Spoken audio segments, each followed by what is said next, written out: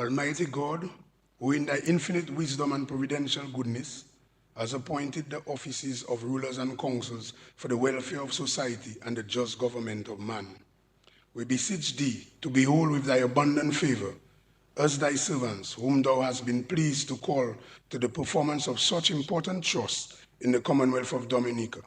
Let thy blessing descend upon us here in this Parliament assembled, and grant that we may, as in thy presence, treat and consider all matters that shall come under our deliberation in so just and faithful a manner as to promote thy honor and glory, and to advance the good of those interests thou hast committed to our church, all which we ask in the name and for the sake of our Lord and Savior, Jesus Christ.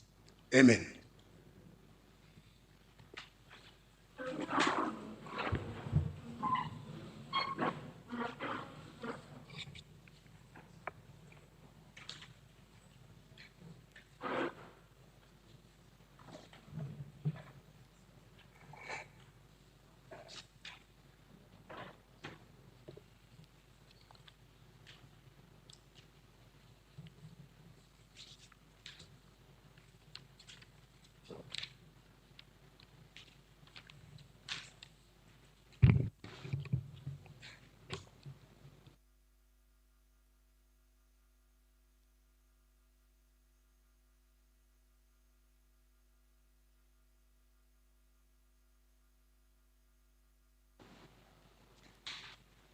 Adoption of the order, people. I move that the adoption paper be adopted as circulated. Seconded, Mr. Speaker. It has been moved and seconded that the order paper be adopted as circulated. Those in favor? Those against? The ayes have it. Election of president.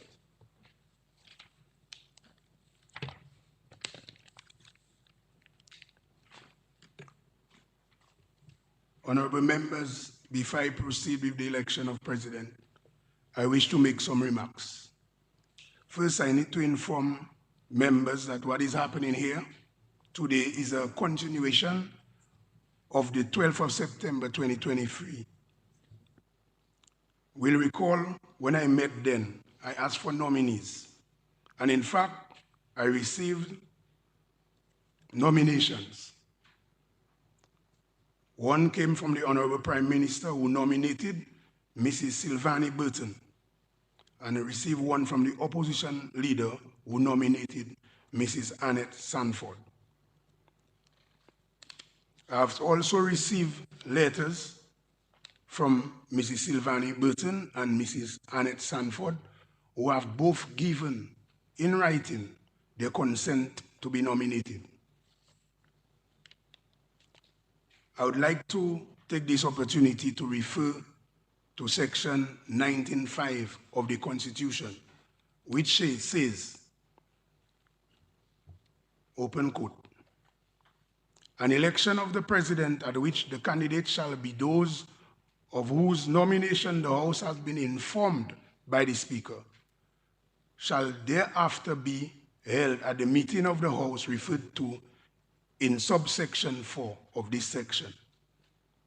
Or if the proceedings under section 22 of this constitution, are pending before the Court of Appeal at a meeting of the House held as soon as is practicable after those proceedings. And the Speaker shall declare the candidate who has at that election received the votes of the majority of all the members of the House. And I repeat, all the members of the House to have been duly elected. Provided that when the question of the election of the president is put to the vote shall be given by ballot in such a manner as not to disclose how any particular member of the House votes. This means that senators are included because senators are members of the House as well, and therefore they are allowed to vote by virtue of the provision of the Constitution. I mentioned earlier also Section 22. However, in this case, Section 22 does not apply. And I would ask members of this Honorable House and members of the public, you can refer to Section 22, but it does not apply to our situation here this morning. Having said this, I now ask the clerk to bring the ballot papers to you and to show you that the jar is empty, and then we start the actual voting process. Do I need to clarify further to anyone? Yes.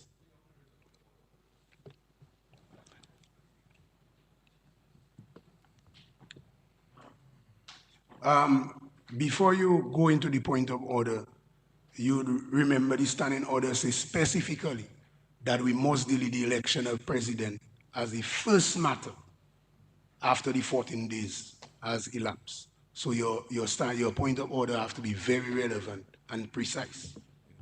It is relevant, Mr. Speaker.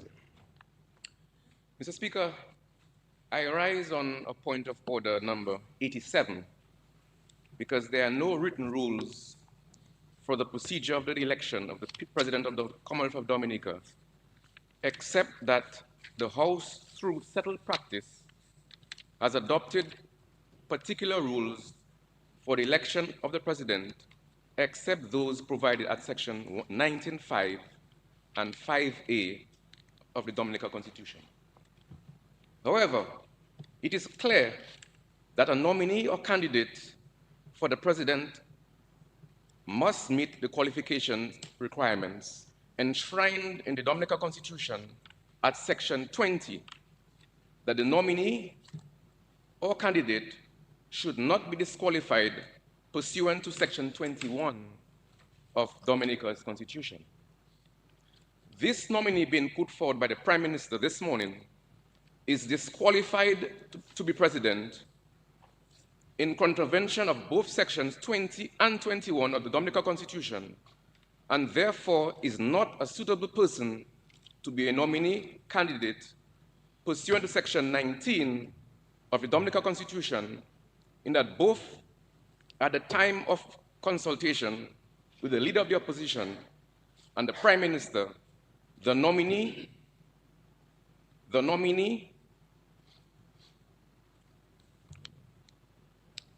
was a civil servant, and to this day still is a civil servant in the government service.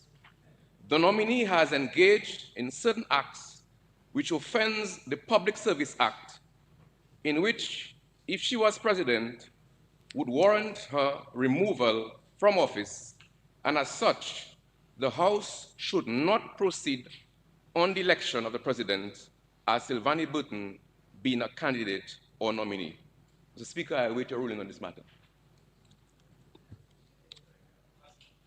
Yes, Honorable Prime Minister can react.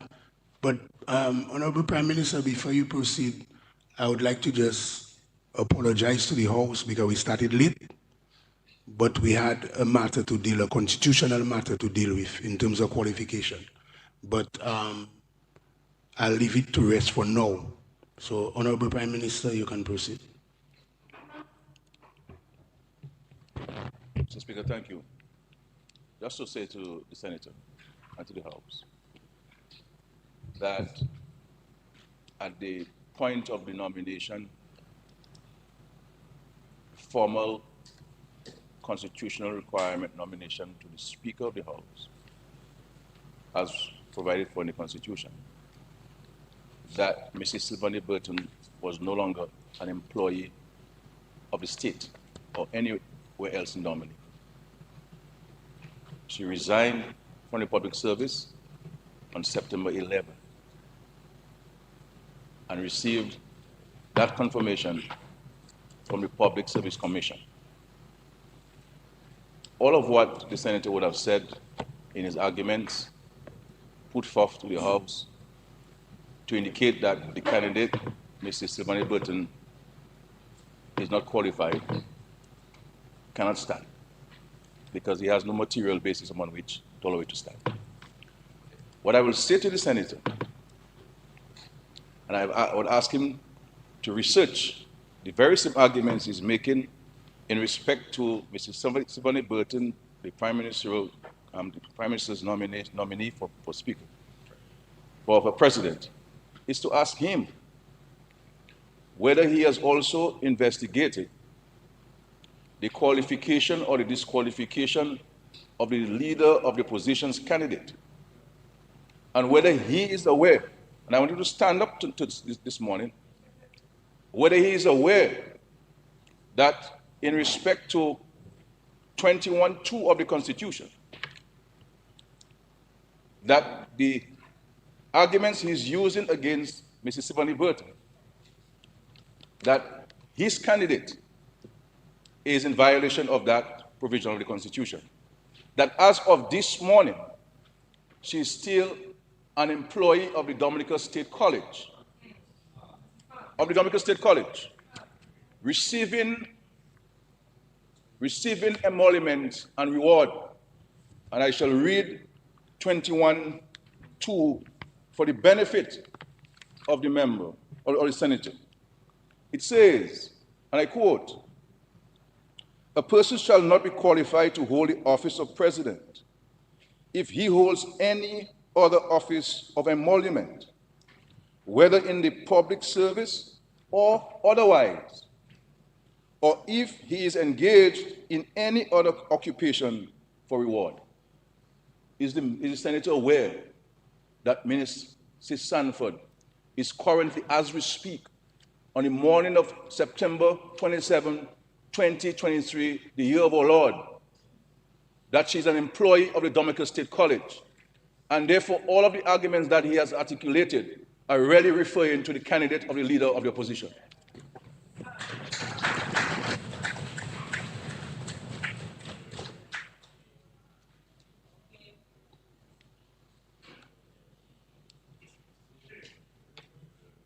Yeah, you may rise. And Senator, the Prime Minister, the Honorable Prime Minister, specifically asked you a question.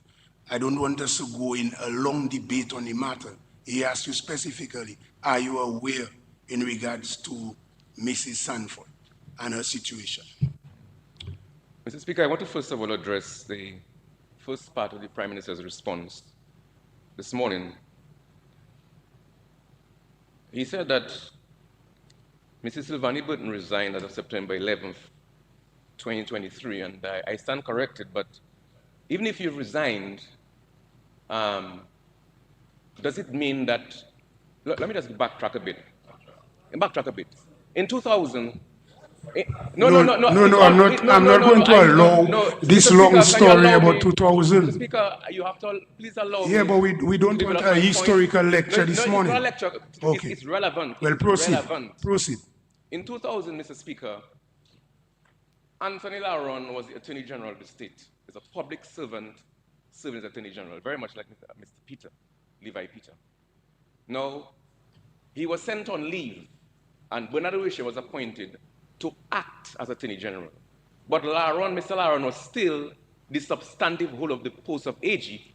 He was on leave for about 6 months, so for 6 months, he was still the Attorney General. Wisha was only the acting Attorney General. So I'm wondering in this case of Mrs. Sylvanie Burton, presumably she's been owed leave. Does it mean that because she has resigned on September 11th, does it mean that she's totally devoted, she's definitely no longer civil servant? Because she's owed leave, all those issues need to be addressed. All right. Yes, Honorable Prime Minister, you can respond. Yeah, take your seat, please, and then you'll respond. I have asked the senator specific questions. Yes. And he is refusing to answer the questions. You come to the House ostensibly with integrity and honesty. And what you put forward before was based on your research. I have corrected the facts for you. But I've also posed to you some specific questions in respect to the person who you will be voting for this morning. And whether you are aware that as of today, this morning, up until today, this morning, that your candidate is an employee of the Dominican State College receiving emoluments from the State College, and that you would want to vote her as president today. And in respect to the issue of leave and the entitlement of leave of Mrs. Sebani Burton, that's her property. She has worked for it, and if the state and the treasury owes her, that is not a purpose for disqualification. So you're telling her now to give up a home because she owns a home? It's a property. She earned it. And she does not have to go and be a priest and remove herself from any riches that she has and have a declaration of poverty as a priest normally do. So I'm putting the question to you, Mr. Senator, Honorable Senator. And if you want to find out, I can have the Parliament suspended for 5 minutes to allow you to get the research and to find out and to come back to the House and to tell the House what you have found in respect to the employment of Mrs. Sanford. Mr. Speaker, I move that the House be suspended for 5 minutes to allow the member to get the Mr. Speaker. It has been moved and seconded that the House be suspended for 5 minutes. Those in favor? Those against? The ayes have it. House stands suspended for 5 minutes.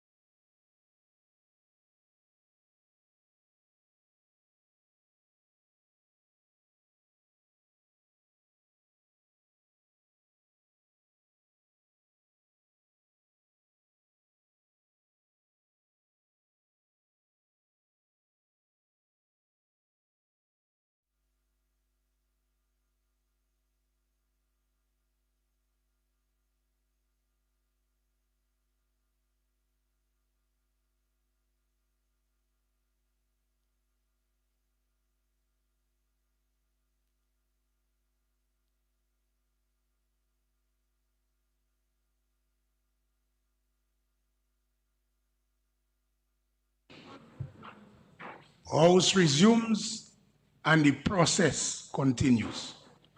The process continues.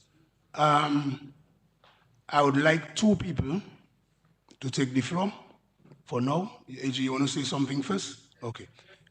Yeah. Just very briefly, just on the point Yeah. which was made by the honourable senator in relation to Standing Order 87. I think it's important to bear in mind. He made the point that we have no rules specifically dealing with the election of the president.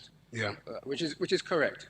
But I think it's important to note the last 1, 2, 3, 4, 5, 6 words of Standing Order 87. Yes. Which is with the practice of this House. Yes. So that is to say, I don't want any listener to believe that somehow the process and procedure here today is inconsistent with what is lawful. In other words, the practice of this House. Yes, that's correct. We have had a practice since our independence. So we follow the practice, and the practice becomes law in the absence of a specific procedure. Before we proceed, I would like, yes. Mr. Speaker, if you allow me, I said in my comments that Mrs. Burton resigned. She actually retired from the public service. Okay, Okay, that's one of the records. Okay, great. I would like two people, before we proceed, to take the floor. One, Senator Douglas, to respond, if you wish to. And I think it is courtesy and respect for the opposition leader to respond to the question. I think this question is even better placed at the opposition leader. But as the Honorable Prime Minister has already asked Senator Douglas, I would ask him to respond, but I would like a formal response from the opposition leader before I proceed on this matter. Please, Senator Douglas first. 30 seconds. Yeah, Mr. Speaker, the Prime Minister wants me to go on this fishing expedition with him, which I'm not going to do that. My central point... Okay, no. It was trying to respond. So if you think he's going on whatever you said there, just take your seat and let's move to the opposition leader, who is the substantive mover of the nominee. Okay. So, yes, please, opposition leader. Thank you, Mr. Speaker. Yes.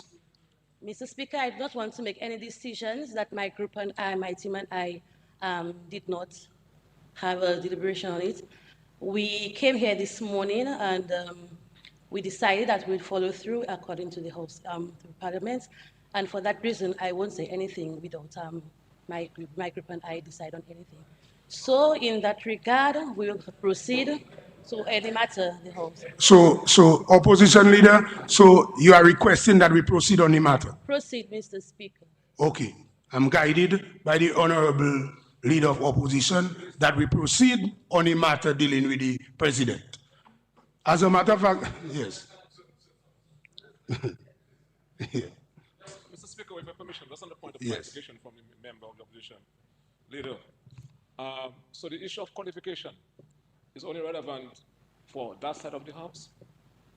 So if you're pushing forward a nominee from your side, and the qualification requirement as stipulated in the parent law of the land, the Constitution, is not being observed. It's not relevant for that side, but it's relevant for our side. That's what we're saying to the public. So Harley But from Mao has a song, "Don't do it, let them do it." I don't understand it. So I'm not saying, so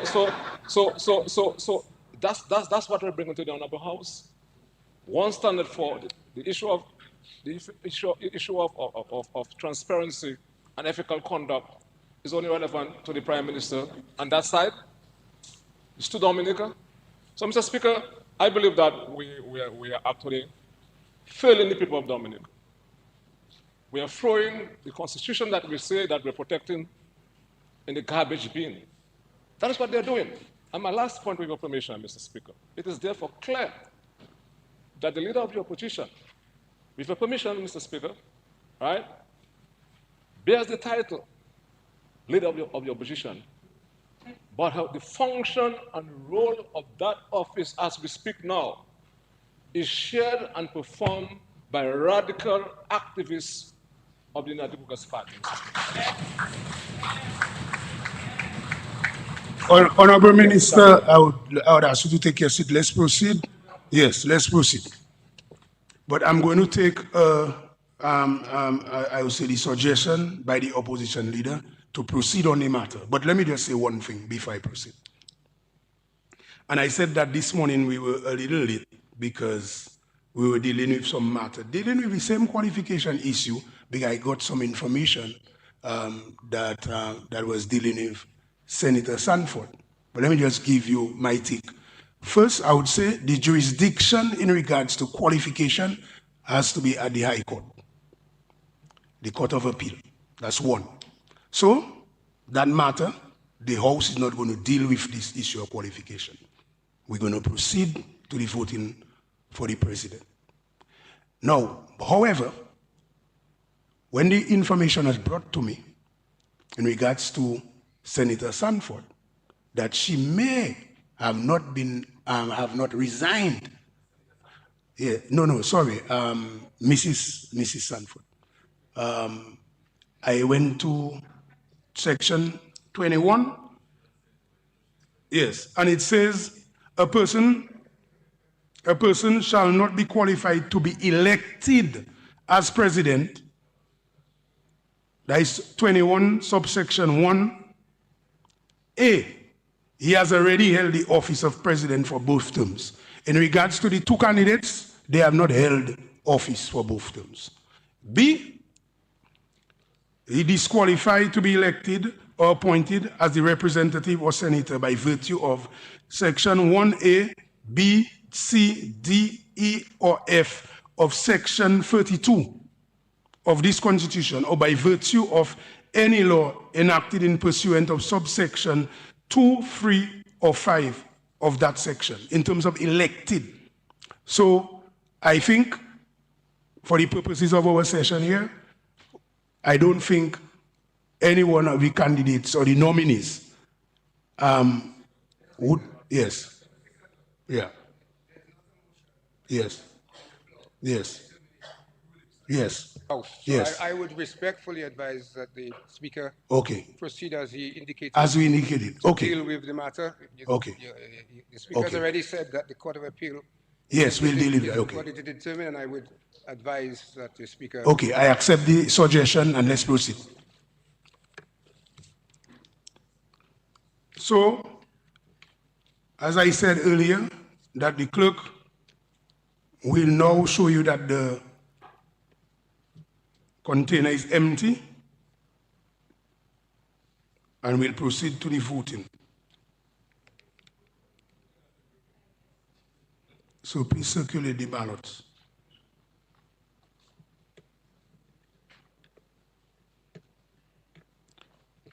And I don't have to clarify that we just put the X, the normal X. Yeah. Yes, yes. Yes.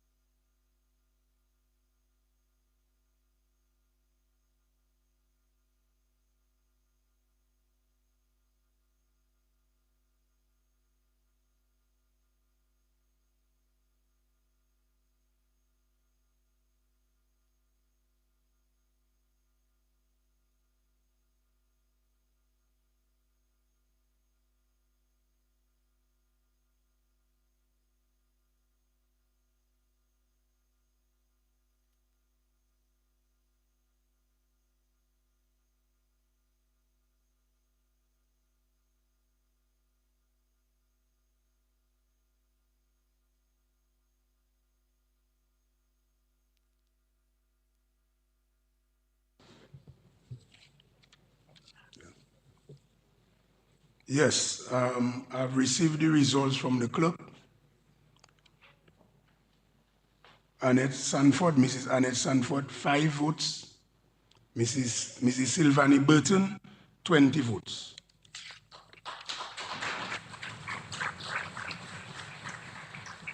So I must announce that Mrs. Sylvanie Burton has been duly elected President-elect.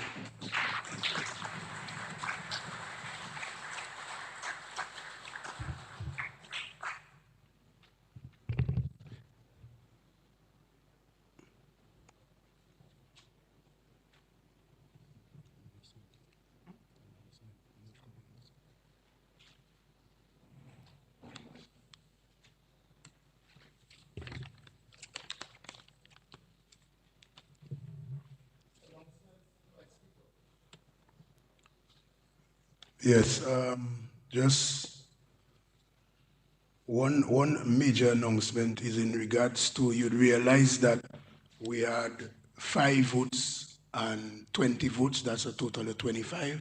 So I would like to announce that the following people, or members, sorry, have sought permission to be absent from this House. Honorable Darren Pinard, Minister of State in the Ministry of Labor, Public Service. Honorable Kasani Laville, Minister for Health. Honorable Roland Royer, Minister for Agriculture. Honorable Dennis Charles, Minister for Tourism, and Senator Laurie Victor. In regards to the honorable ministers, they are all out on state business, official business. And in regards to Senator Laurie Victor, she's dealing with a matter where someone is a family member is sick. So permission is granted to everyone that I've mentioned.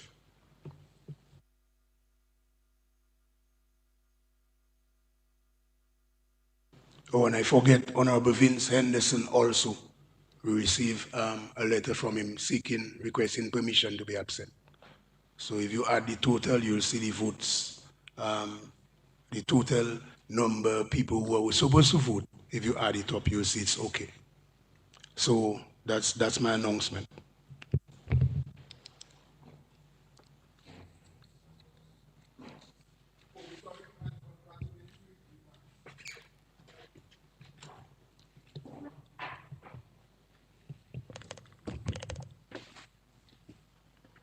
Mr. Speaker, I rise to extend congratulations to the President-elect, Mrs. Sylvanie Burton. But before I do so, I wish to place on record in the hands of the House my deep appreciation to His Excellency Charles Savarin, our President who has served us in the office of President for 10 years and who shall demit office at midnight on October 1.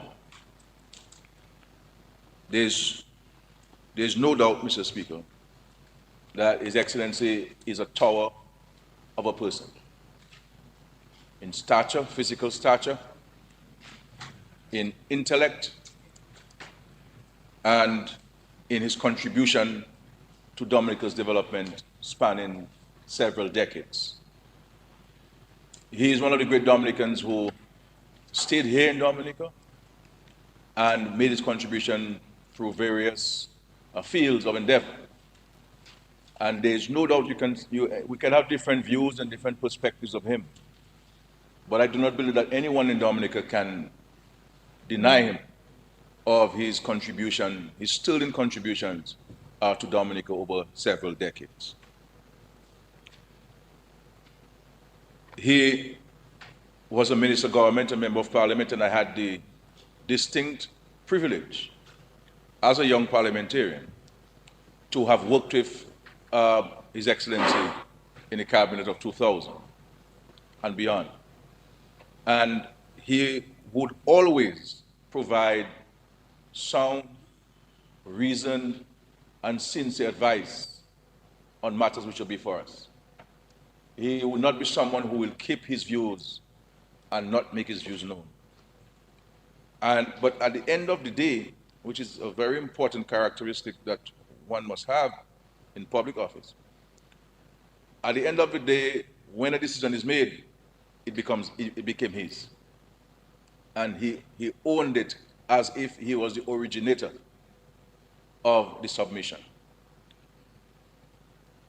And so while he demits office as president, I believe that we owe him a debt of gratitude, a debt of appreciation for his contribution. He worked in many spheres as a diplomat, ambassador of the OECS, not only of Dominica, but the entire OECS countries in Brussels for several years, a senator and member of parliament, minister. He served in the trade union, he served as a school teacher. And I believe, Mr. Speaker, that history will record His Excellency's contribution in a very positive and constructive light. And I believe it's important for us to have had the benefit of having the President served us in some difficult times. And the office of the President ought to be a stabilizer, a place of office where you can have stability, and he was able to provide that to us over the 10 years. One of the things I think all of us will remember as well, on the softer side, is that he has the distinction of having a calypso topping the charts for so many decades. Charlie, you marry. Or marry the girl Charlie. And so this calypso always top the charts at carnival time. And I'm sure, I'm hoping that one day that the calypso will be written about some of my colleagues in the House, Mr. Speaker, not too soon from now, Mr. Speaker. But I also want to recognize his wife and to give commendation to his wife. And I think she's also an example with so many virtues for all of us, but in particular the women. Through her agricultural practices that I know of, because we exchange plants and fruits and vegetables from time to time, she has been able to supply over the last 10 years the State House with its fruits and its vegetables, which is commendable.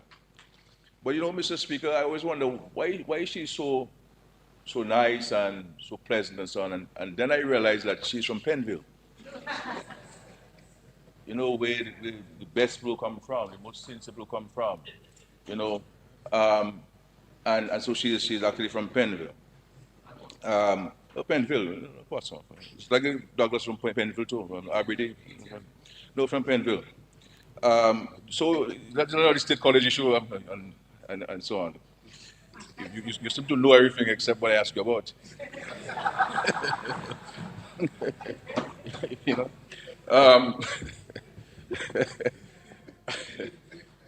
So, Mr. Speaker, really, it has been a service of distinction, a service of commitment, a service of love of nation, and a service to a country so vast, so profound, so sincere. And I say a heartfelt thank you to the President, from myself personally, my family, and I have benefited from his wisdom, from his intellect, from his knowledge, and I really want to say thanks to him and his family for this. So we wish him well in his other endeavors, and we pray that the Lord will continue to bless him with good health and strength, and his entire family as well, Mr. Speaker. And I wish to suggest, Mr. Speaker, that we should send a letter of thanks and commendation to His Excellency from the entire House of Assembly. Mr. Speaker, the election of Mr. Silvani Burton to the office of President of Dominica should have really been an opportunity for us to rally around one candidate and show the world that on some things there can be unity of purpose. There should really not have been any reason for there not to have been one candidate. But be as it may, that's a democratic process, and everybody has a right to determine how they do things and when they do things.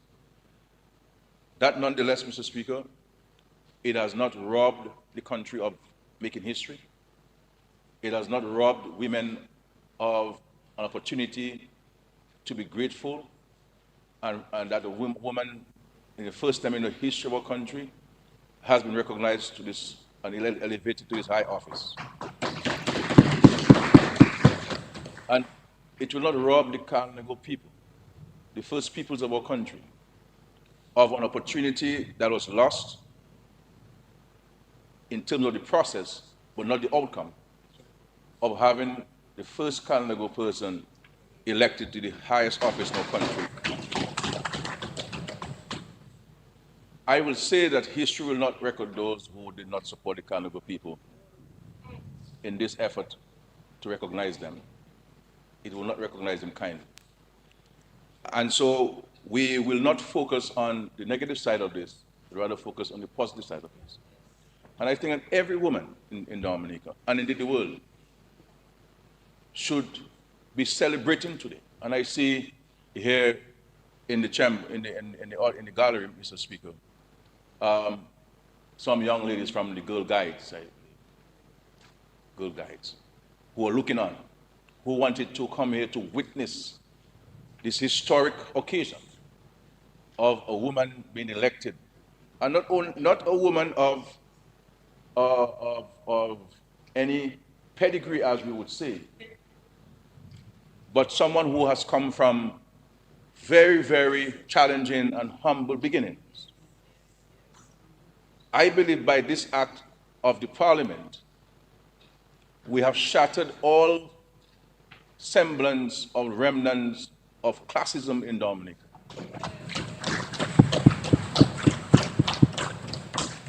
And for me personally, I feel a bit emotional and I feel very humbled to be the leader of the country at the time this is happening.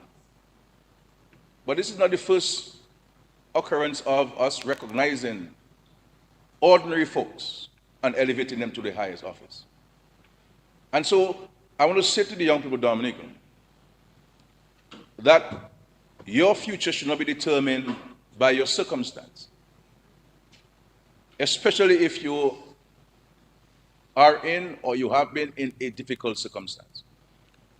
Challenges must be an opportunity for us to dig deeper into our God-given talents and purpose in life, and to say to ourselves that notwithstanding the odds that we are facing, that we can overcome. We overcame slavery, Mr. Speaker,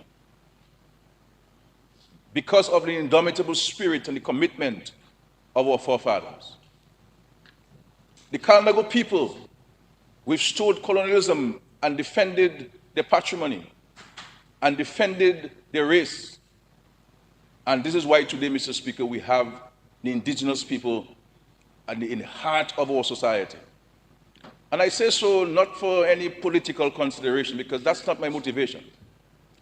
I'm a student of history, Mr. Speaker, and I spend a lot of my time in my desert school and even currently studying indigenous communities. And everywhere I went in the world, even when I was a student, I visited indigenous communities to see how they live and to interact with them and to read about them. And this is why we've been investing so heavily in the Carnegie territory. Yes, we have a lot more to do, but a lot has happened. And today, it is testimony of the sincerity of which we have proposed the candidacy of Mrs. Sylvanie Burton as the president. And I know even if we have concluded the process of election, I am certain that Mrs. Burton is listening and she cannot believe it. And I know that there are many indigenous people, the majority of indigenous people, still cannot believe it. Because I do not believe that they themselves would have ever, even if they were hoping that it would happen, that there are many who felt that it will never happen in their lifetime. In their lifetime. But I want to also say, Mr. Speaker, that Mrs. Sylvania Burton was not presented simply because she was a woman and simply because she was a Canada person. The Constitution speaks to specific qualifications to be considered for office of the President of Dominica. But there are also unspoken things and unwritten things in the Constitution which are equally, if not more important, than the specific qualifications that have been articulated in the Constitution.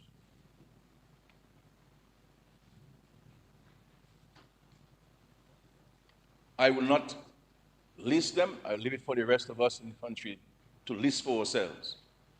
And this is why when we are engaging on the selection of a president, it must be done with seriousness.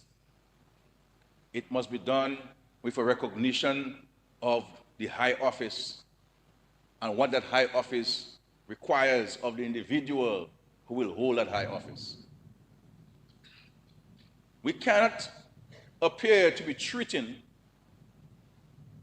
the process of election of a president as if, you know, it is some sub we have, and then who is going to hold the hand this time around.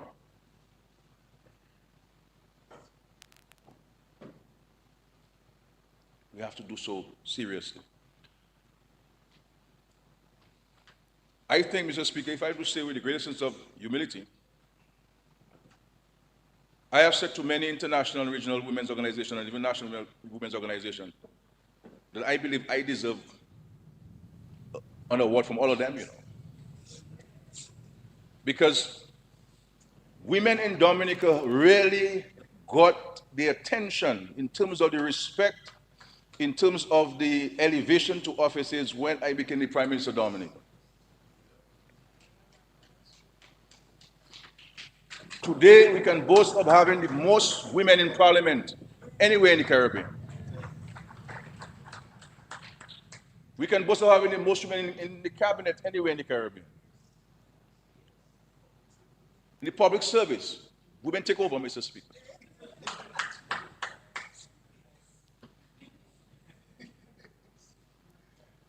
And today is this singular, historical consideration of a woman of Canada descent being elevated to the office of President of Dominica. I believe this is a moment for all of us in Dominica to celebrate. Because if we want to play partisan politics with this, the question is, what kind of lesson are we teaching our children? What kind of lesson are we teaching our own sisters?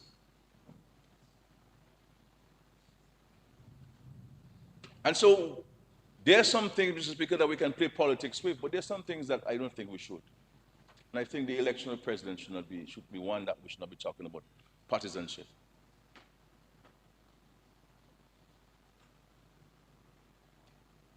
And so I recognize, looking at the faces of the members on this side, I see a little regret that really we should have one candidate, and but it is what it is. I wish we could do the vote again, and so forth, Mr. Speaker. But that's for them to deal with. And so I want to congratulate Mrs. Burton, to thank her family for agreeing for her to serve, and to congratulate not only the indigenous people of Dominica, but indigenous people all over the world. And not too long ago, in Dominica, Mr. Speaker, we must speak the truth, not too long ago, the Canada people were looked down upon in our country.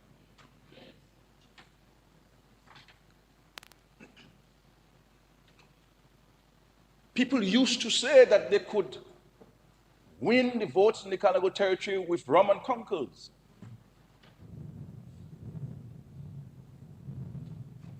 Not with development, not with improving the lives. But today, the Congo people are among the most enlightened in our community.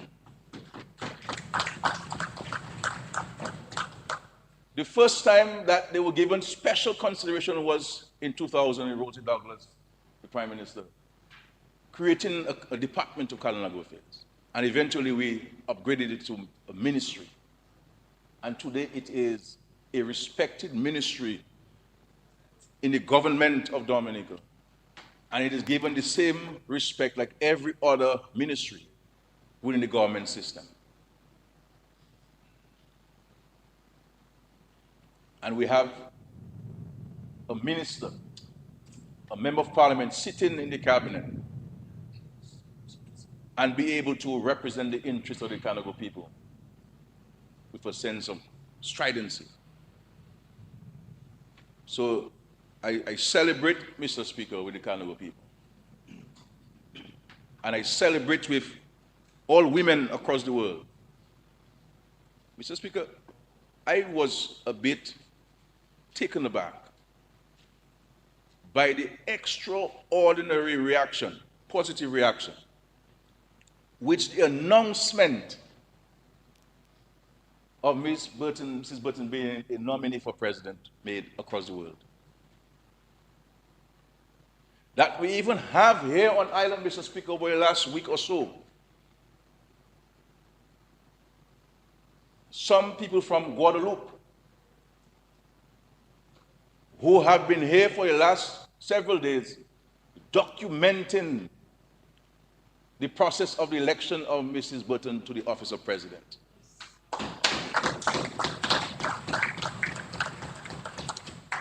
And indigenous communities across the world are hailing this as a standard bearer for their own governments in respect of how they treat indigenous people in their countries. But those kinds of considerations, Mr. Speaker, in a very sincere way, can only come from people who understand and who care for people and people who know the indigenous community and who care for the indigenous community. And I will say finally, Mr. Speaker, I am the only Prime Minister and only political leader and only minister and only parliamentarian who has been recognized by the Congo people, Mr. Speaker, by receiving the highest honor. And it came from a gentleman who we had political banters with, Mr. Williams, who recognized me. Can you imagine that? So it tells you of the love and the admiration which the Congo people have for me and which I have for them.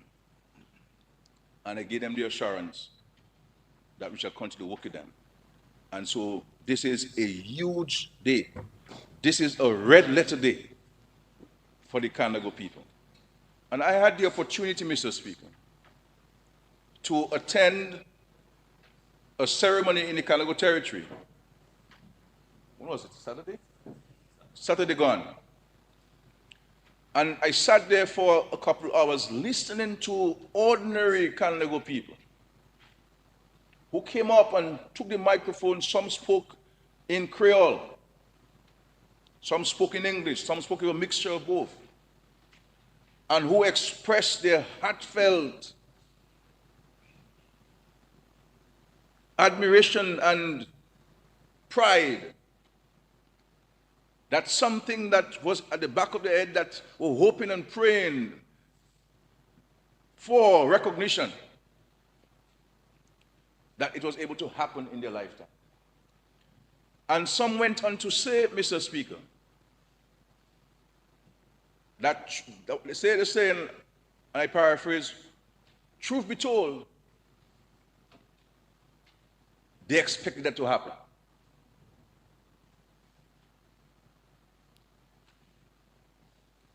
And so for them, it was a culmination of the recognition that we're given to the Carnival people in Dominica. And so I salute Mrs. Burton, and I joked at a function the other day, and that's why we must always walk in humility, Mr. Speaker. And I said at the function, you know, I walked in, and she had to stand, because the Prime Minister came in. I said, next week, I have to stand when she walks in. But I will do so, as I always have done, with respect.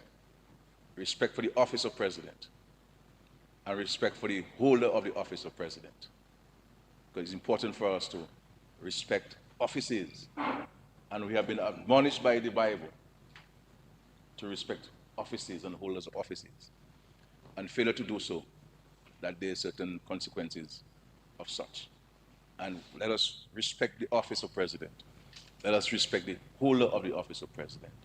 And from the morning, the afternoon of the 2nd, when she'll be sworn in, she will be, I'll call Her Excellency Mrs. Sylvanie Burton, President of the Commonwealth of Dominica. And so we remember the contribution of people like Jolly John and Carib Warner, who defended the patrimony and the dignity of the Carnival people. Came down from Warner and down into Massac. There's so many Carnivals were massacred, defending the Carnival people. And for some of the modern day warriors, who in a gentle way have been able to be at the vanguard of demanding more for the Carnival people. And so the ancestors of the Carnival people are celebrating. Likewise, those of us who are alive and well. And so, Mr. Speaker, congratulations to, I could go on and on.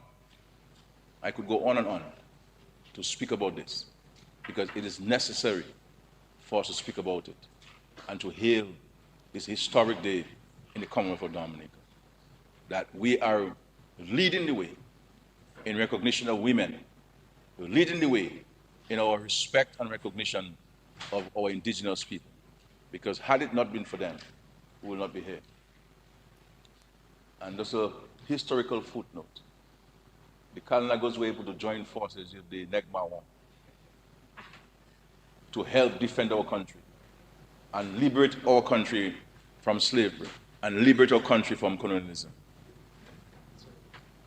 And so to attempt to make a mockery of this is an insult to our ancestors, and an insult to those who have been at the vanguard of protecting our patrimony. But we always have an opportunity to absolve ourselves. And I do hope that in our quiet reflections, if we are not prepared to respond openly as the Senator refused to with the information I asked him to find, and which he has, I do hope that in our quiet reflection, that we can recognize the truth. Thank you for the opportunity, Mr. Speaker.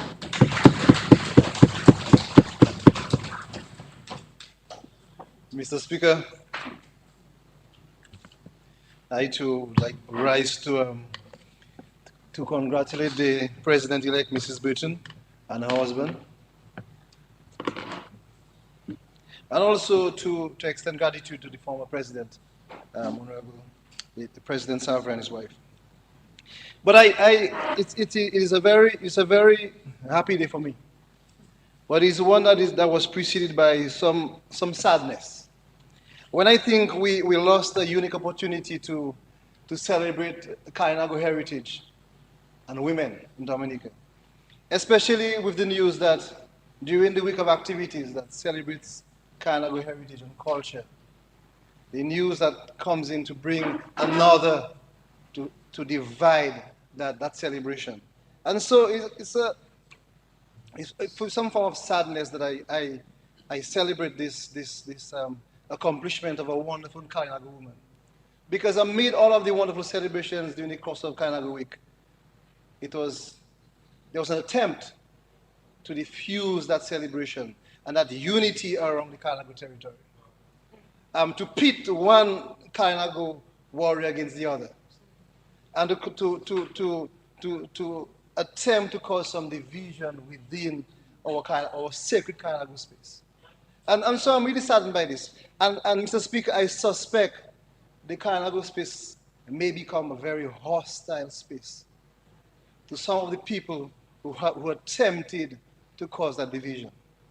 And so I hope we are mindful of this, that with every action there's a reaction, and with every course of action we take to diffuse the Kainago consciousness will come at, I suspect, with some serious political implications. Celebrating women and celebrating Kainago is important. And within the course of Dominica's history, we have seen rightly so that there's been the marriage of our heritage, both on the African descent and also Kainago descent, to create what we now know as a Creole culture.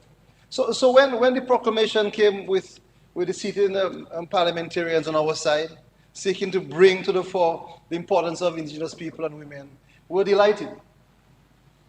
We were happy.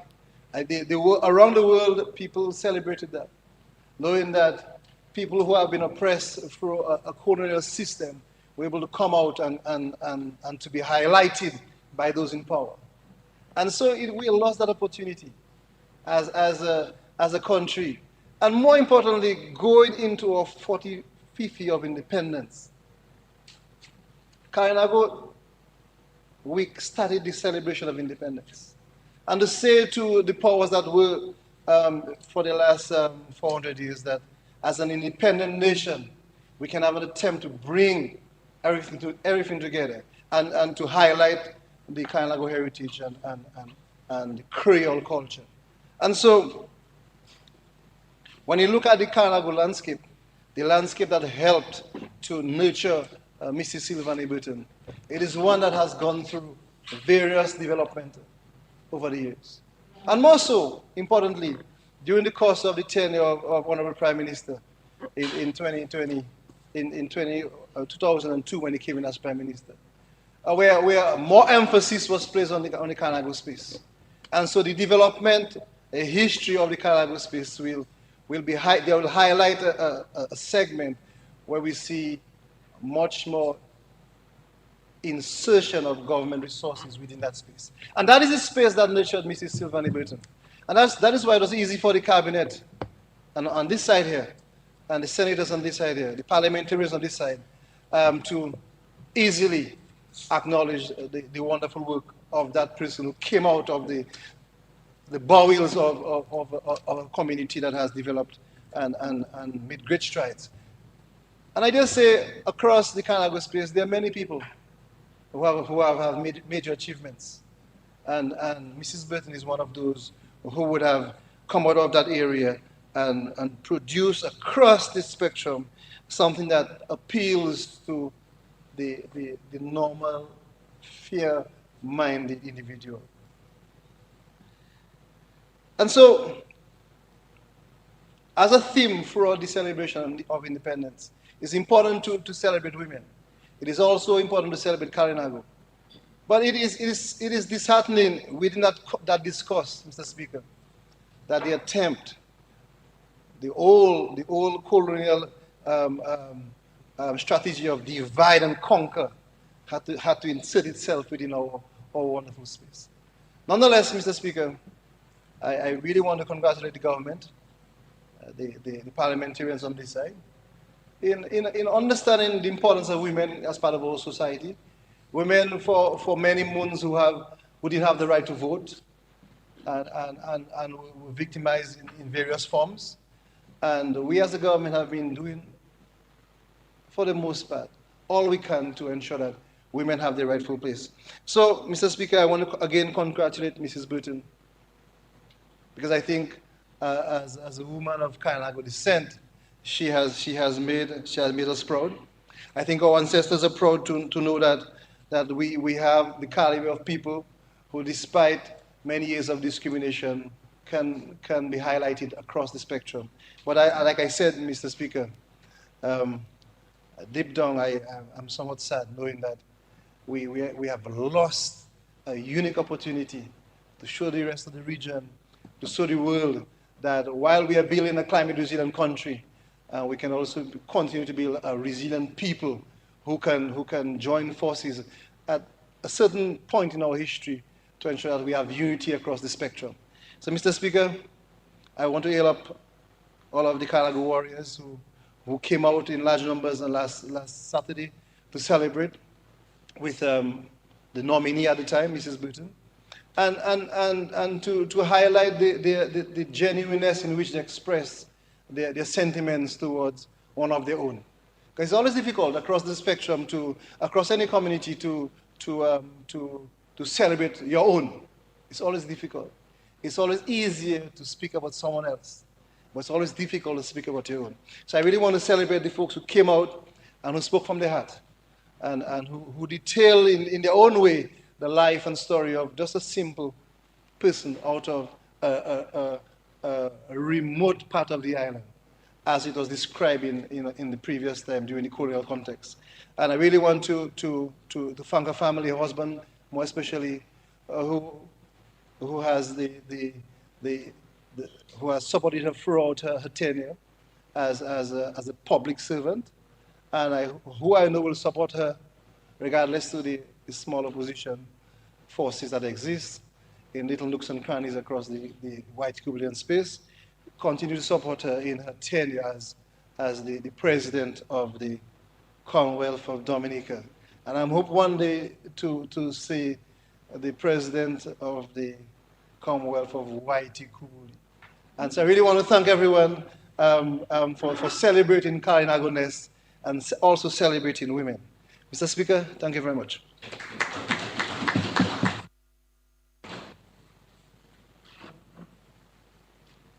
Yes, Honorable Alfred. Mr. Speaker, I have a little script there.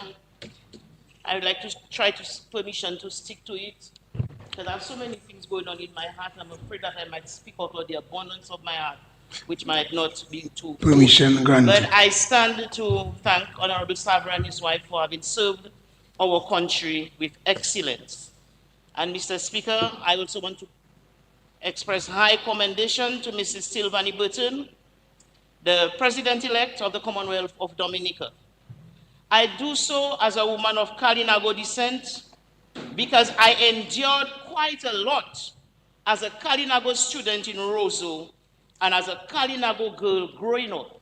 So today, if I get a chance for me to stand up and feel good about it, about Kalinago, please allow me.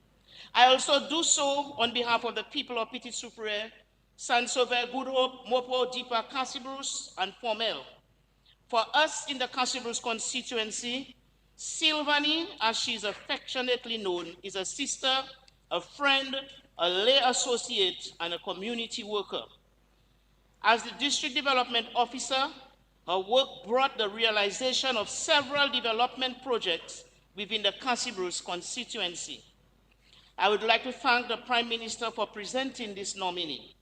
This is proof that women in Dominica are granted equal and full voice, participation and leadership everywhere and in every aspect, and for making the case that we need the essential role of women of courage in the vision of the achievement of sustainable development, peace, and security.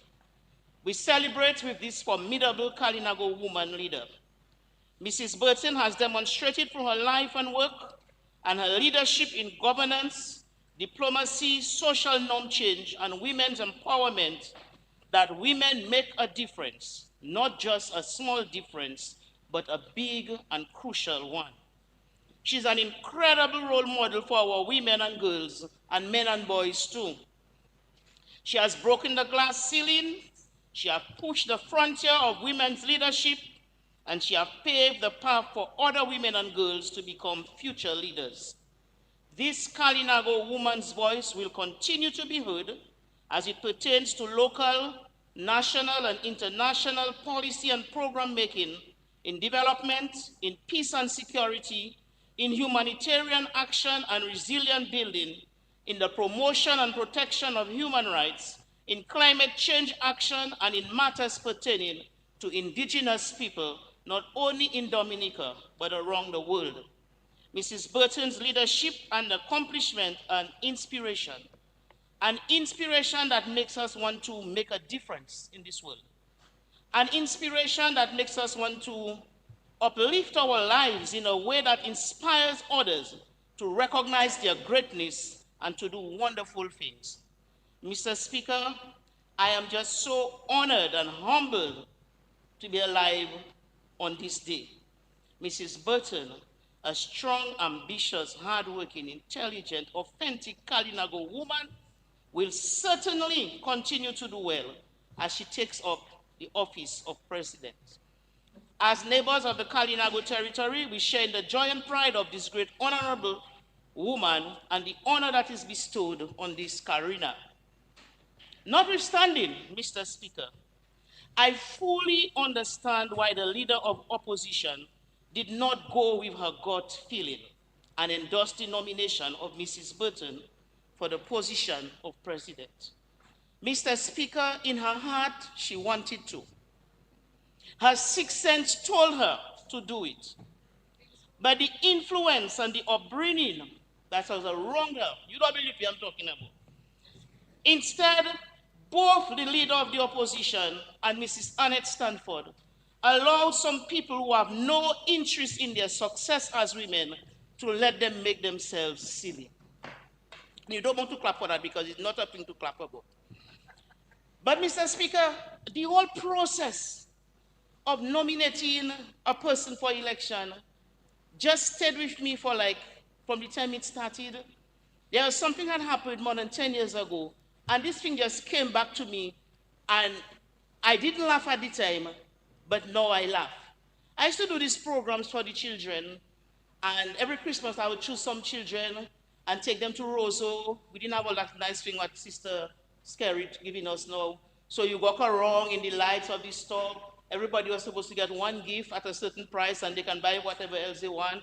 And we'd have some ice cream. Sometimes parents come in, check the buses for them. And then we'd go to KFC and sometimes on the bayfront. And one year we went into KFC and there was this little girl sulking. I don't KFC. I don't eat in KFC. So I told her, Mom, well, just tell her, oh, you can go somewhere to get something what she like. I said, what you want to do? A kid's meal. I said, what you? Another little boy with me, he jumping up laughing. I said, yourself, stop that now. He said, but miss. But kids meal is still KFC. And I do not know, Mr. Speaker, why I find myself, that thing come back in my mind, because for me, that is how silly it looked. I not eat in KFC, I don't KFC, but I'll have a kid's meal. And the little boy said, well, only thing you're going to get is a drumstick. You're not going to be able to choose your chicken. You know, and if somebody can explain to me why that thing in my mind came back to my mind with that process, you'll tell me after. But for me, I don't want KFC. I don't like KFC, but I'll take a kid's meal. Mr. Speaker, because just take your KFC. Anyway, Mr. Speaker, somebody has to come and counsel me after because I just can't seem to get over that.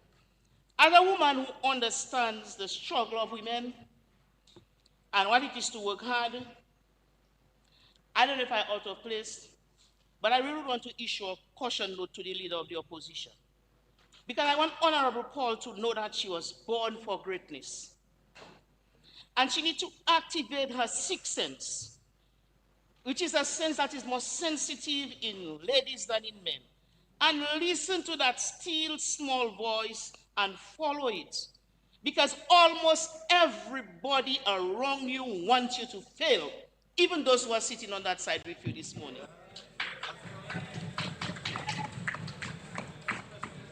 Do not let these people use your shoulder to get where they want. because they will never get to where they want, and all they will do is to keep you down. Open your spiritual eyes. If the opposition leader felt that she did not know enough about Mrs. Burton, there were many people she could ask. Any member of the Public Service Commission, past and present. Anybody from local government department, past and present. Anybody from the villages between Concord and Delis. Anybody from the Catholic Church. Any permanent secretary, past and present. And they would have given her enough information. However, Mrs. Burton is our president-elect. Mrs. Burton exhibits the kind of leadership that is guided by knowledge and experience, honesty and humility, empathy and grace, attributes that belong to the highest office on the island, the office of the president. Mr. Speaker, I once again thank the Prime Minister for his nomination. I congratulate Mrs. Burton, and I will let down my hair at the right time in honor of this honorable Kalinago.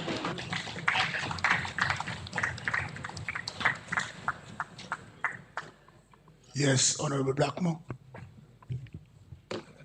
Mr. Speaker, me too, I'm rise to firstly express my commendation to President Sovereign and his wife. And growing up as a little boy in Mao, a young guy growing up in Mao, one segment supported the likes of Honorable Rosie Douglas, may soul rest in peace, and Dr. at the time, Para Revere. People like myself were inspired by His Excellency Charles Sovereign. And I can recall he gave many dynamic speeches, but there are two of them that are prominent within my psyche. One during a political meeting in 1985 at Lindo Park, and then the second one was at the then Master Basketball Court when he was an ambassador. And I sat next to him in cabinet. But Mr. Speaker, before I stood up, I wanted to go after the opposition. But upon reflection, I want to see this moment for what it actually is, which is a celebration not only on behalf of Mrs. Burton and the family and the Karanago people, but a celebration of our existence as a people.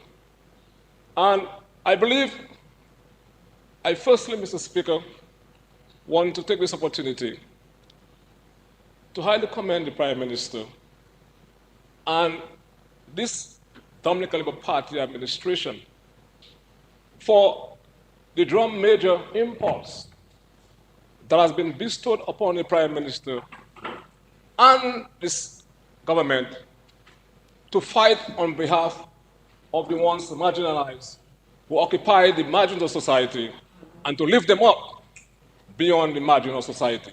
And that is what the appointment and the election, Mr. Speaker, of Mrs. Burton is all about.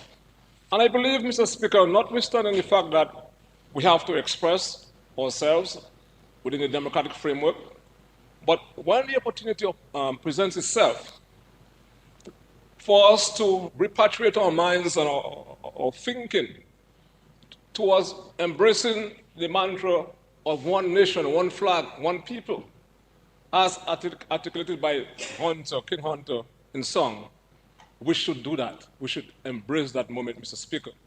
And that is what I believe.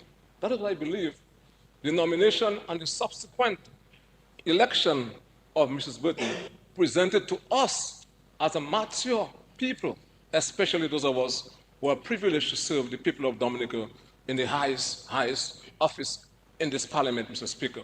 It was an opportunity for us to so embrace that moment, Mr. Speaker. Mr. Speaker, the Prime Minister said it very well.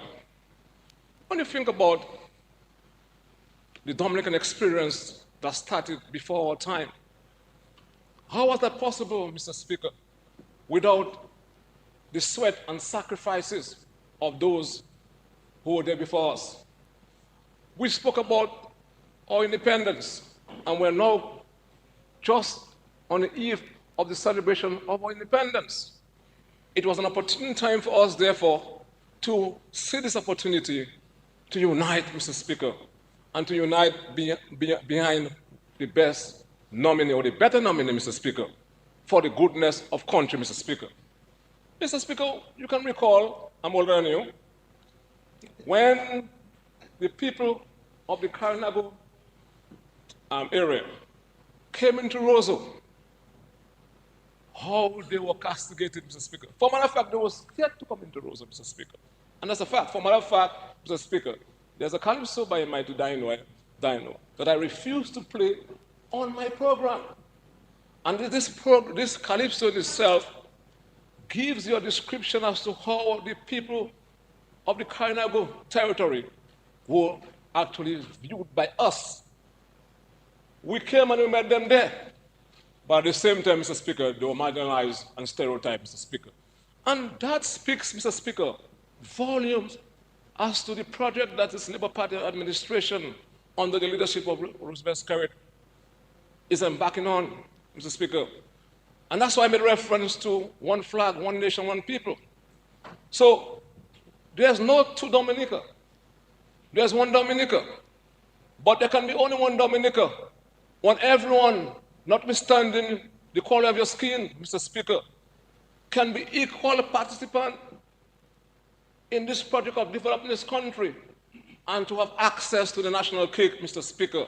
And that is what the nomination and subsequent election of the first Karinago person, a woman in that, Mr. Speaker, symbolizes, Mr. Speaker. And that is what we should be celebrating here this morning, Mr. Speaker.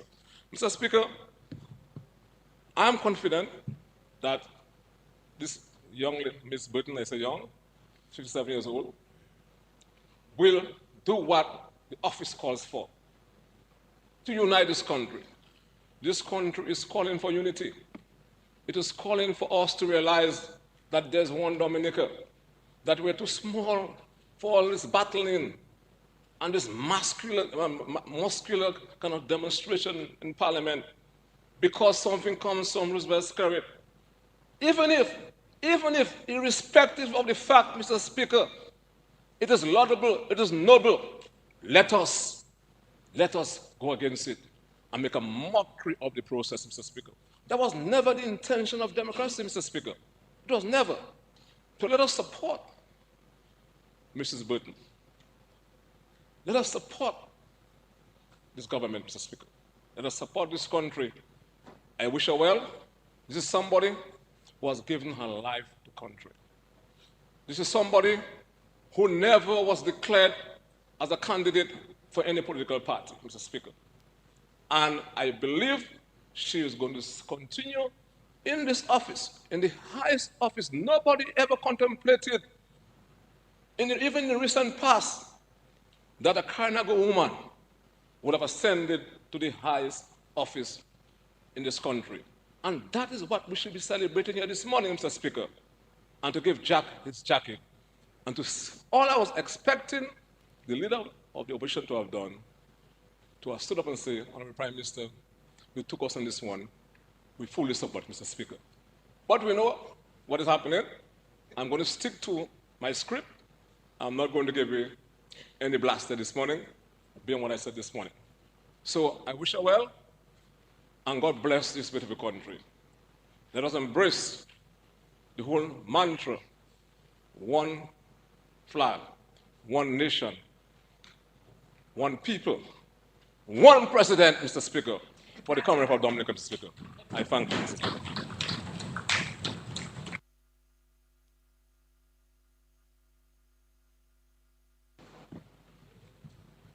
Yes, Senator.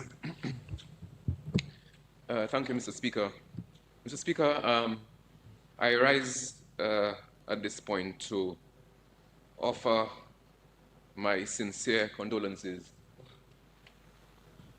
on my behalf, and I'm sure on behalf of the opposition side of the House, to the family of Reverend William Wilberforce Watty, who died just under 2 weeks ago. Mr. Speaker, for those who don't know, Mr. Watty was from Portsmouth. He was a man I have known for the last 23 years. He was, for many years, the superintendent of the Methodist Church in Dominica. He was a man of immense intellect, a brilliant orator. He got a PhD from UWI K-Ville in theology. And Mr. Speaker, I felt I couldn't allow this opportunity to pass without saying just a few words about Reverend Watty. He was a man who spoke not just on matters of religion, but he spoke on matters of state, in defense of our democracy, in defense of our constitution, in defense of free speech, and he fought and spoke about corruption in public office. He was fearless and he was steadfast. And so, before I close this morning, I just want to recall briefly the first time I heard him preach in Portsmouth in 2001 at the funeral of the late, great Jenna born Maud Armour. And Reverend Watty, at that time, he was at his peak, in his prime. And I was really fortunate at that time to be at the Methodist Church in Portsmouth to hear him at that funeral. And he said, he gave a sort of imaginary conversation between Jenna Armour at the altar of the Lord, basically saying that when you die, doesn't matter who you are, when you die and you go before God, we're all the same. And he said that God would ask Jenna 3 questions. Is that you? Of course, Jenna replied, yes. And Jenna would speak about all his achievements and all his accomplishments. Second question, is that so? And the third one, is that all? And when I recall all the sermons I've heard from Reverend Watty, that to me stands out very strongly. And I believe that the people of Portsmouth, the people of Dominica, have lost a great son of the soil. I think a light in Dominica has gone out as a result of the passing of Dr. Reverend William Wilberforce Watty. I would like to invite all members of this House at his funeral on October 20th, 2023, to pay tribute to this great Dominican, Reverend Dr. William Wilberforce Watty. May his soul rest in eternal peace.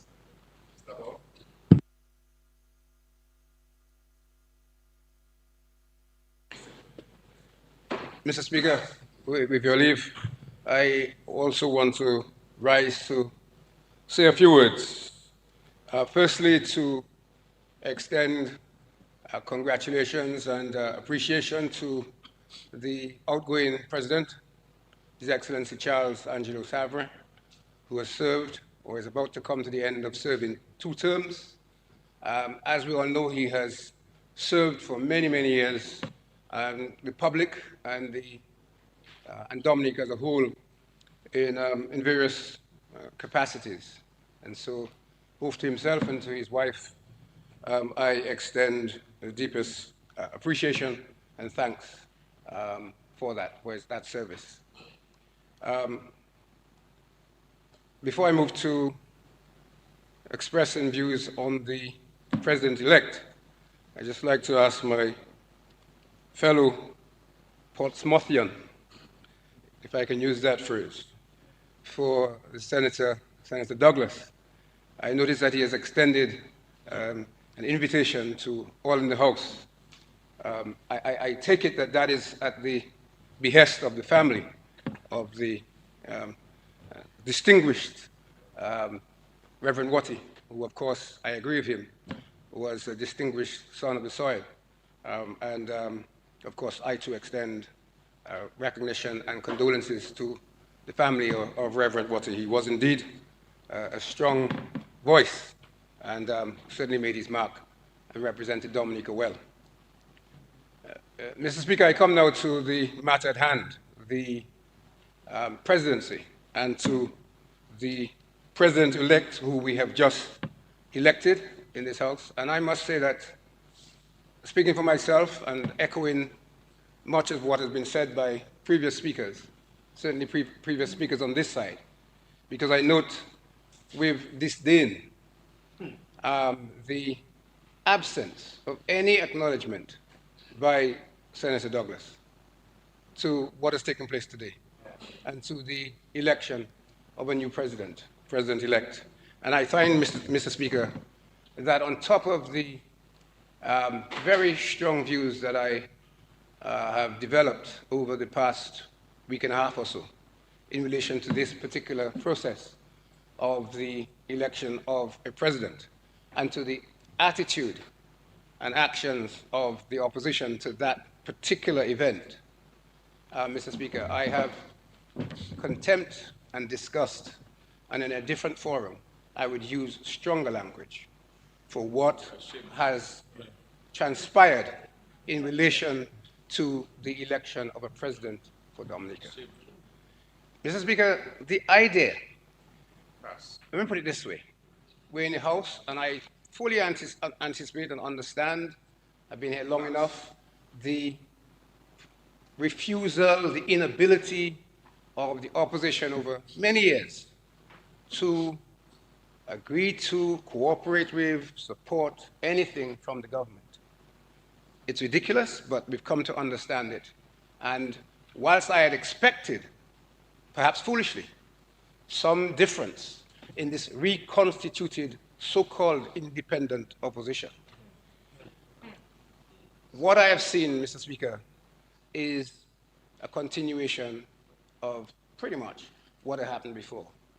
Dressed in better clothes, smiley faces, but the same ridiculous nonsense.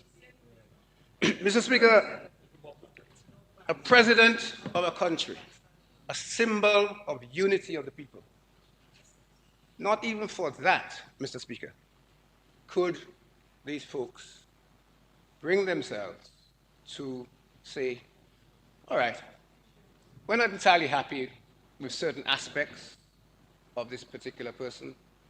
If we had to ourselves select somebody, we would have looked for somebody with this or that qualification or this or that, or there's this or that about this person that we're not 100% happy with.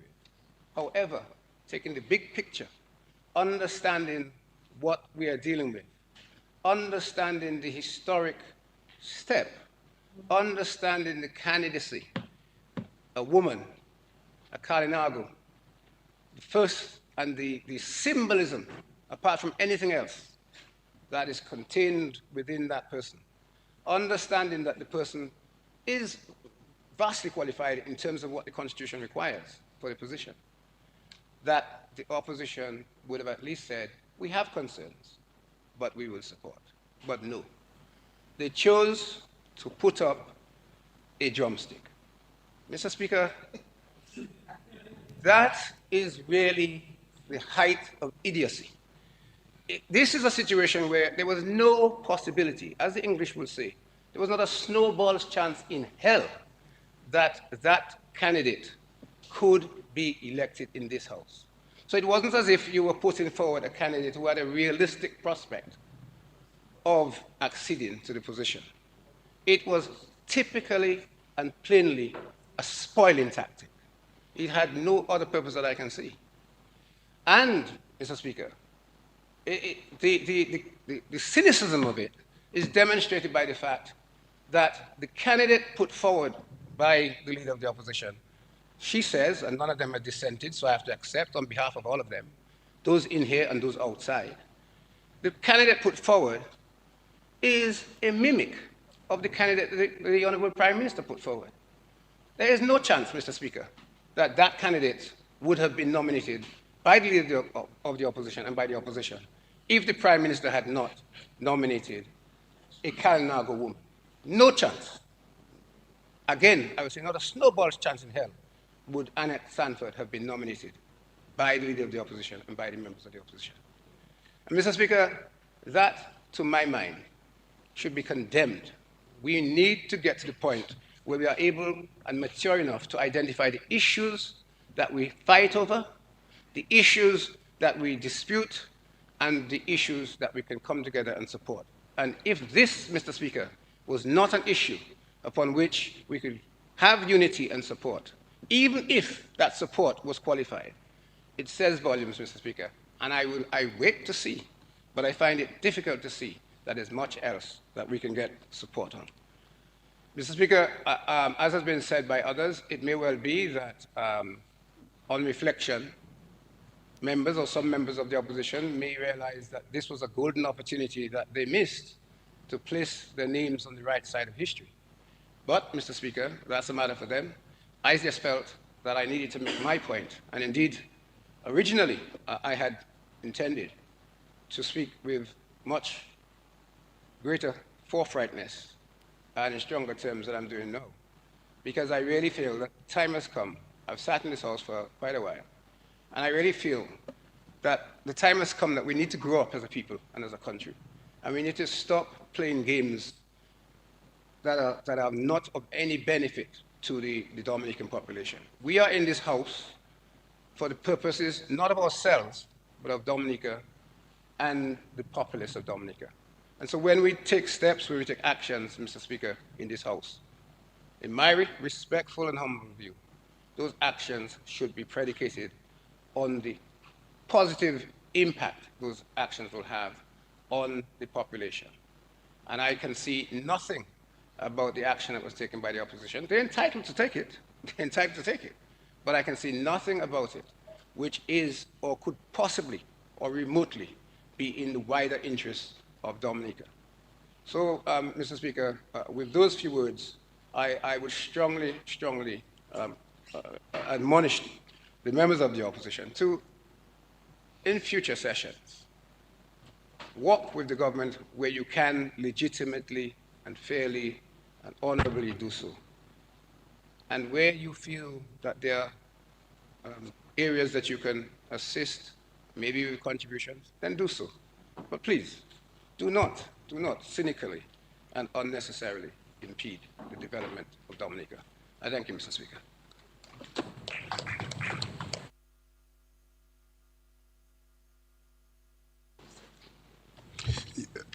I myself would just like to commend His Excellency Charles Savre and Mrs. Savre for sterling contribution to Dominica. Though he did not teach me at the grammar school, but I remember that he offered me to work with him at NDC at the time.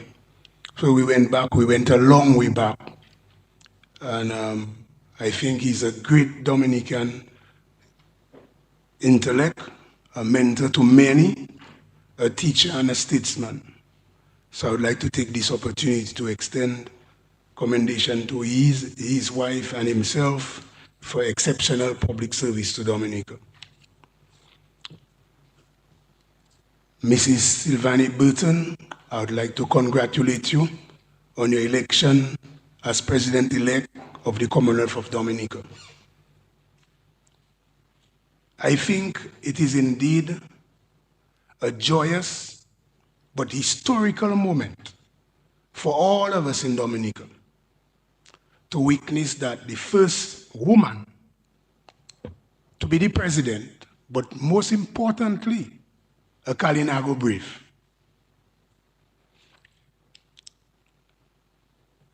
And that was done through a democratic process. As I said before, as we mature,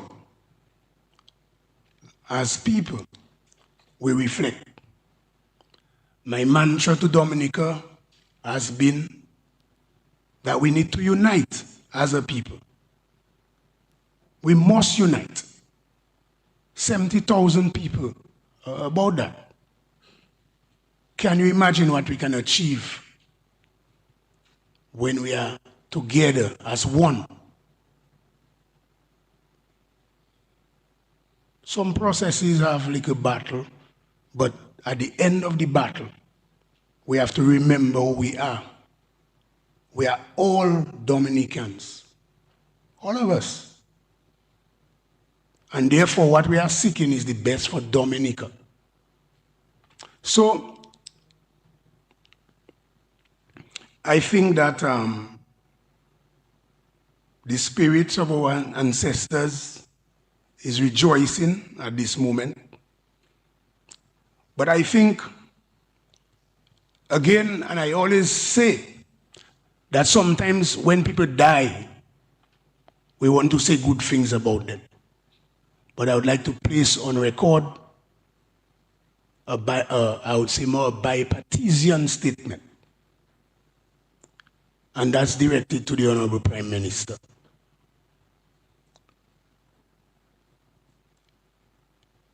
The nomination showed depth of thought.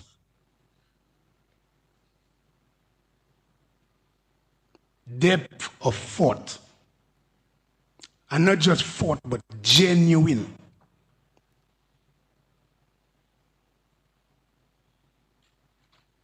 So I would like to commend the Prime Minister for his nomination,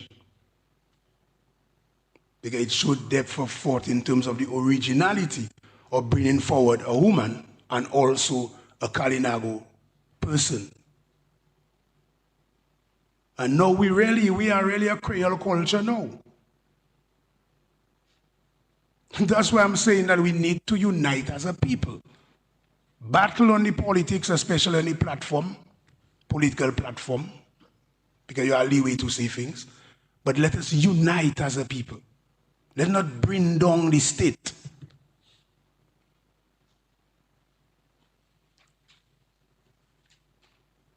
And I heard one of the honorable ministers spoke about the colonial strategy of divide. Let us not go down that road after the process has already occurred. I think what we need, both opposition and government side need to come together and focus on some of the issues that we need to put in place for our country. And respect offices. Respect offices. So again, I would like to say once again, congratulations to our President-elect, Mrs.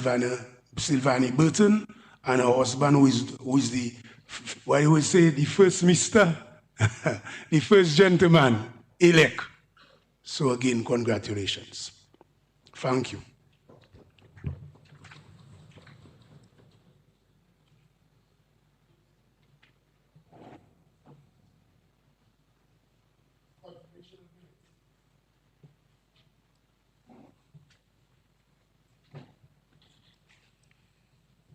Mr. Speaker, I beg to move that the minutes of the meetings of Tuesday 25th, Thursday 27th, Friday 28th, Monday 31st July, and Tuesday 1st August 2023, and Tuesday 12th of September 2023. Mr. Speaker. It has been moved and seconded that the minutes of the meetings of Tuesday 25th, Thursday 27th, Friday 28th, Monday 31st July, and Tuesday 1st August and Tuesday 12th September 2023 be adopted. Those in favor? Those against? The ayes have it. The minutes of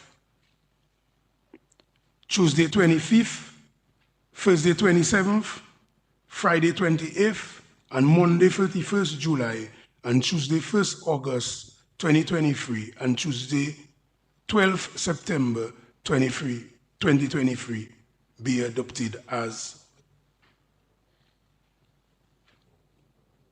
be confirmed. Be confirmed.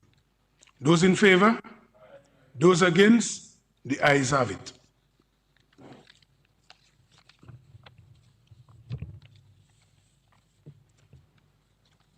Presentation of papers. Mr. Speaker, I like to lay the following paper on the table. Investor 2022. Yeah, restart, please. Your mic was off. Mr. Speaker, I beg to lay the following paper on the table. Invest Dominica Authority, IDA, audited statements and annual reports for 2022.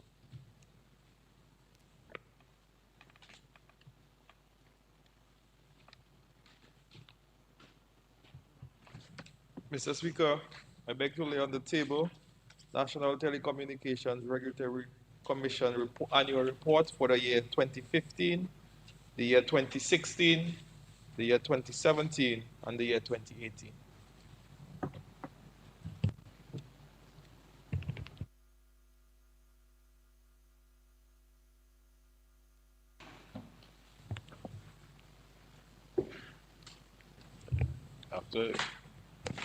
After you ate all the ladies' fruit cake and you drink all the juice, sorrel juice, you didn't come to her funeral and you invited people to other people's funeral.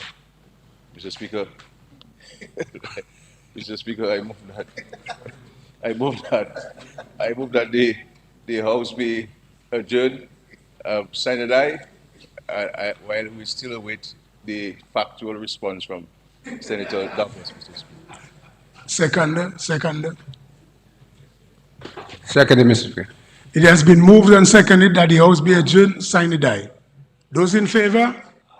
Those against? The House have it. House is adjourned, sine die.